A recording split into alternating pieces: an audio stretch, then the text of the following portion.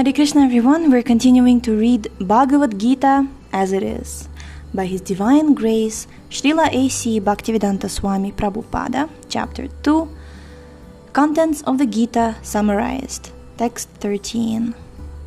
Dehinosmin yatha dehe kaumaram yauvanam jara tatha dehantara praptir dhiras tatra namuhyati. As the embodied soul continually passes in this body from boyhood to youth to old age, the soul similarly passes into another body at death.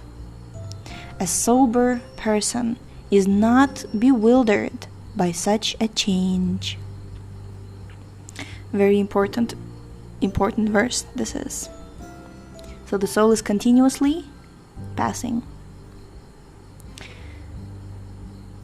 Purport.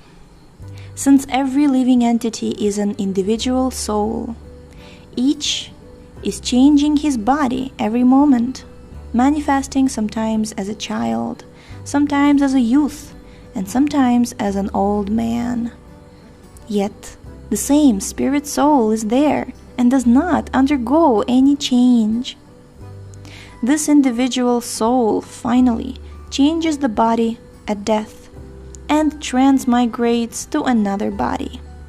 And since it is sure to have another body in the next birth, either material or spiritual, there was no cause for lamentation by Arjuna on account of death, neither for Bhishma nor for Drona, for whom he was so much concerned. Rather, he should rejoice for their changing bodies from old to new ones, thereby rejuvenating their energy. Such changes of body account for varieties of enjoyment or sufferings, according to one's work in life.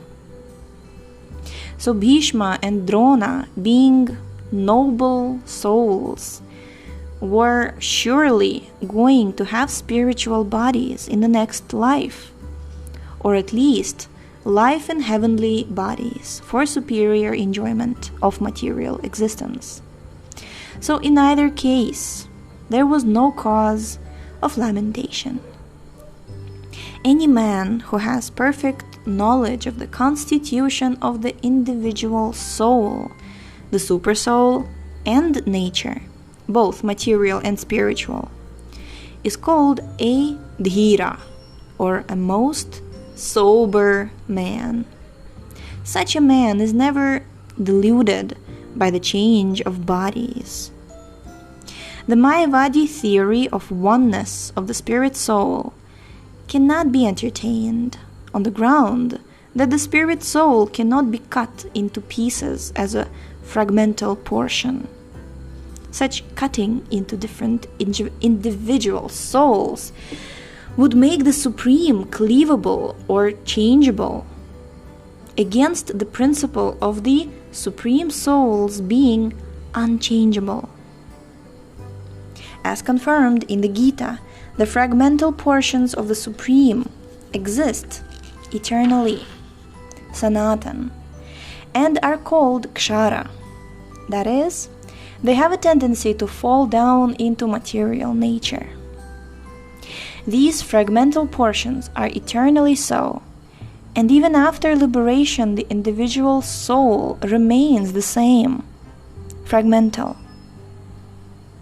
But once liberated, he lives an eternal life in bliss and knowledge with the personality of Godhead.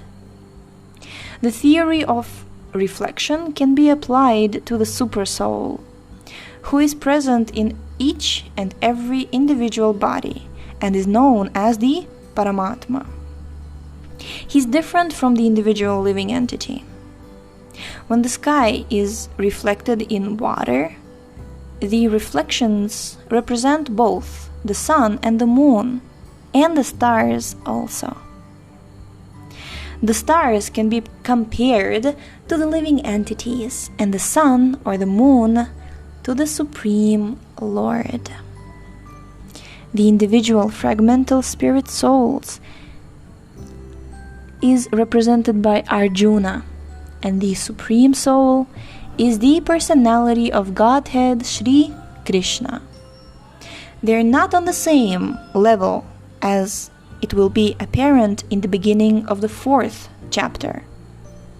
If Arjuna is on the same level with Krishna, and Krishna is not superior to Arjuna, then their relationship of instructor and instructed becomes meaningless.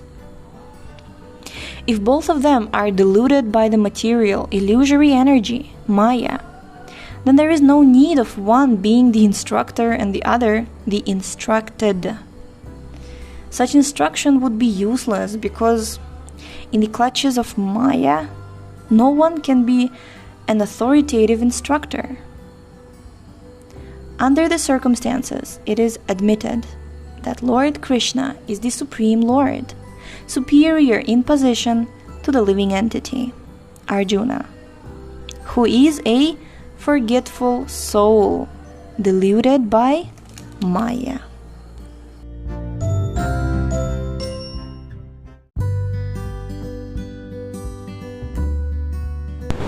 Text 14.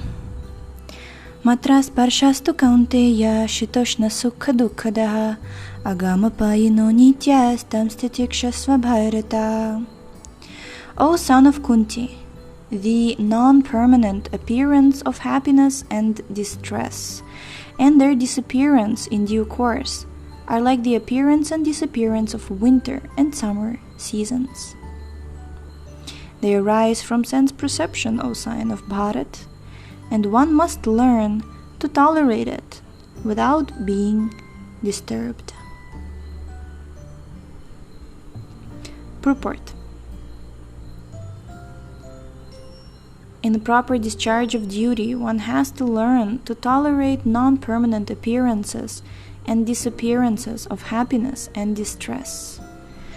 According to Vedic injunction, one has to take his bath early in the morning, even during the month of Magha, January, February. Because January and February, it's very cold in the morning. It is very cold at that time, but in spite of that, a man who abides by the religious principles does not hesitate to take his bath. Similarly, a woman does not hesitate to cook in the kitchen in the months of May and June, the hottest part of the summer season. One has to execute his duty in spite of climactic inconveniences.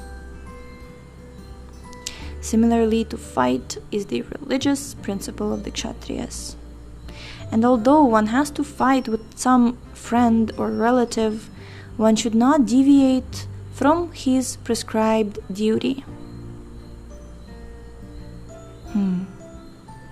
So there are climatic inconveniences, there are circumstantial inconveniences, but the duty has to be performed. One has to follow the prescribed rules and regulations of religious principles in order to rise up to the platform of knowledge, because by knowledge and devotion only can one liberate himself from the clutches of Maya, illusion. The two different names of address given to Arjuna are also significant. To address him as Kaunteya signifies his great blood relations from his mother's side, and to address him as Bharat signifies his greatness from his father's side. From both sides, he is supposed to have a great heritage. A great heritage brings responsibility in the matter of proper discharge of duties. Therefore, he cannot avoid fighting. We're going to stop here for today. Thank you so much for tuning in. The link to this book is in the description. Please check out our website, shravanamdiaries.com, and we shall see you tomorrow. Hare Krishna. Hare Bhau.